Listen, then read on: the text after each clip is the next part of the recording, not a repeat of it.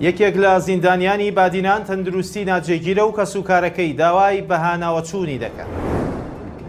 مۆقتەدا سەدر سەرجەم چالاکیەکانی گروپی چەکداری سەرایە سەلامی قەدەغە کرد. سڵاوتان لەبێت ئەم کاتتان باش لە شارپرێسەوە پوختەی هەواڵی ئەمڕۆتان پێشکەش دەکەم. یەکێک لە زیندانیانی بادینان تەندروستی ناجێگیرە و کەسوکارەکەی داوای بەهاناوەچوونی دەکات. لە ڕاگەندراوێکدا بنەماڵەی گوهدار زێباری یەکێک لە زیندانیانی بادینان ئاشکرایان کردووە کوڕەکەیان ماوەی 4 ڕۆژەمانی لە خواردن گرتووە و بە هۆیەشەوە تەندروستی تێک چووە و لە دۆخێکی مەترسیداردایە. بنەماڵەی گوهدار دەژڵێن هیچ بەدەنگەوە چوون و چارەسەرێکی پزیشکی بۆ نەکراوە و هەڕەشە و فشاریشی لێکراوە کۆتایی بە مانگرتنەکەی بهێنێت.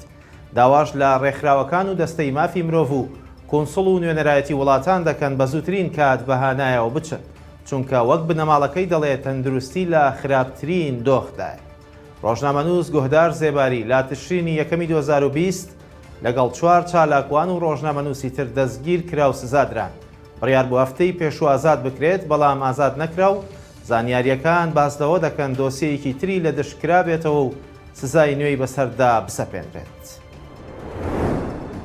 جێگری سەرۆکی پەرلەمانی عێراق ڕایگەیاند چیتر دواکەوتنی پشکی هەرێم لە بەغداوە قبوڵ ناکەن و دەبێت لە وادەی خۆیدا بنێردرێت.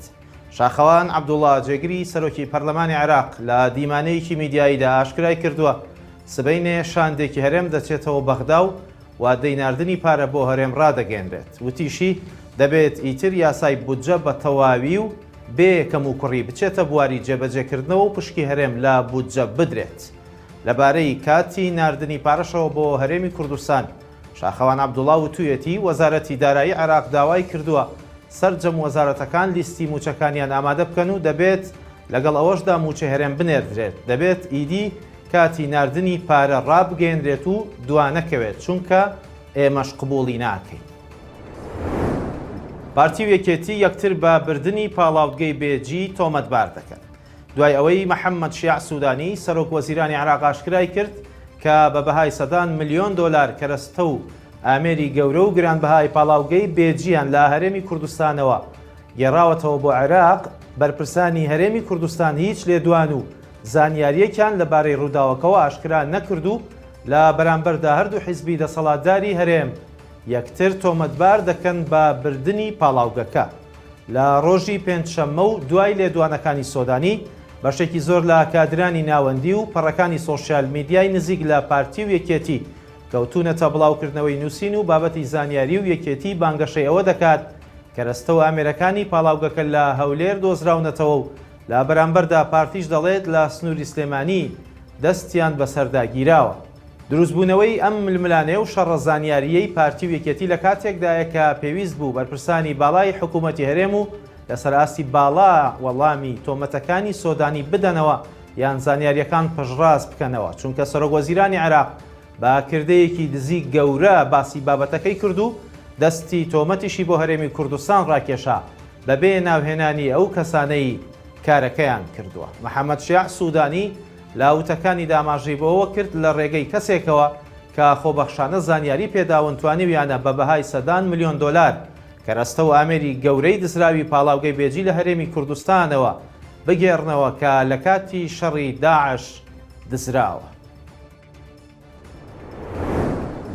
مۆقتەدا سەدر سەرجەم چالاکیەکانی گروپی چەکداری سەرایە سەلامی قەدەغە کرد.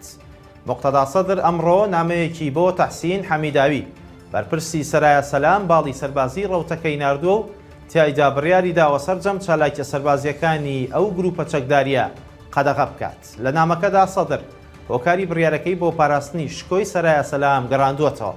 هەر لەو نامەیەدا مۆقتەدا سەدر دەڵێت پێویستە یاسای سزادان بۆ هەر کەسێک دەربچێت کە سەرپێچی ئەو یاسا و بڕیارە دەکات. بۆ ئەو مەبەستەش داوای لە تەحسین حەمیداوی بەرپرسی سەرایە سەلام کردووە بە زووترین کات بڕیارەکە ئاراستەی گشت هێزەکانیان بکرێت و ڕێکاری پێویست بگیرێتە بەر.